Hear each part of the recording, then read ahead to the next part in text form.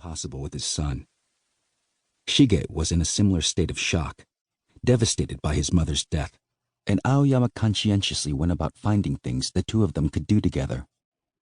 He bought a baseball and gloves, honed his skills at video games, and watched more movies than he had in years. But because he'd always entrusted the business of raising the boy to Ryoko, it took weeks before he really felt they were getting to know each other. Swimming was one activity that provided them with a lot of quality time. Aoyama took out a membership at a local sports club, and the two of them swam in the pool almost every evening. Shige had been intimidated by the water, but his father patiently helped him overcome his fear, teaching him first the breaststroke and then the crawl. It was some 6 months after Ryoko's death, when Shige had gotten to the point where he could swim a 100-meter crawl, that Aoyama realized they were both finally on the road to recovery.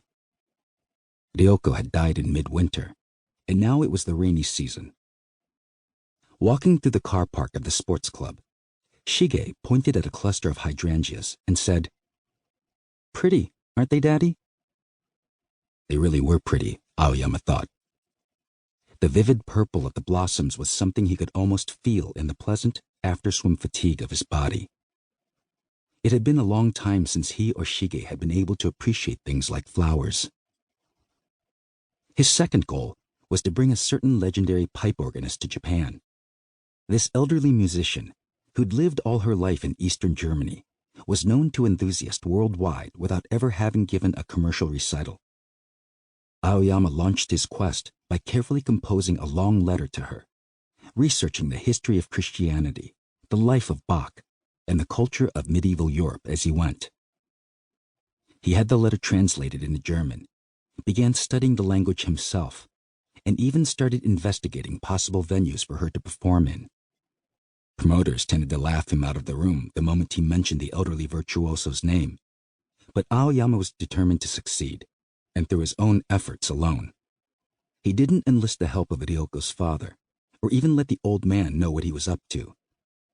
And when, after 2 years of sending letters without any indication that she was reading them, he finally received a reply, and although the reply was a simple, polite refusal to perform, Aoyama literally shed tears of joy.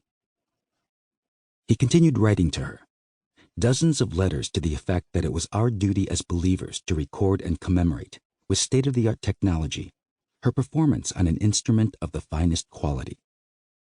Aoyama didn't actually believe in God, but his experience with the Jesus video had served him well, and 5 years after he'd sent the first letter, he was able to bring the legendary artist to Japan. She performed a free, one-time-only concert at the auditorium of a music school in Mejiro, and Aoyama recorded the event on both video and film. No one was more delighted about this triumph than Ryoko's father, who understood well what it symbolized to his son-in-law, a final requiem for Ryoko and the beginning of a new life. At 15, Shige was already taller than Aoyama's 174 centimeters and a much faster swimmer of both the crawl and breaststroke.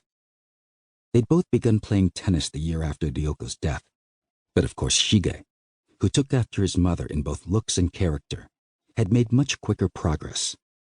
The two of them stayed on in the house in Suginami-ku, a substantial home on an 800-square-meter lot that Aoyama rented from an acquaintance of Ryoko's father. The owner was an ancient gentleman who'd once composed popular songs and who now lived at the foot of Mount Fuji in a retirement home with its own hot springs. The rent, roughly 500,000 yen a month, was easily affordable now that Aoyama's firm was well established. At his office, in a building on Meiji Boulevard in Shibuya, he employed a staff of 14. Shige had entered a private high school in western Tokyo. He excelled in English and biology in particular, and he had a lot of friends.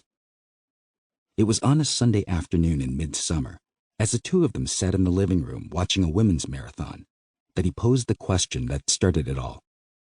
The living room took up most of the first floor. It contained a massive sectional sofa, a big square coffee table, a 27-inch TV, an audio rack, and a huge mahogany drinks cabinet.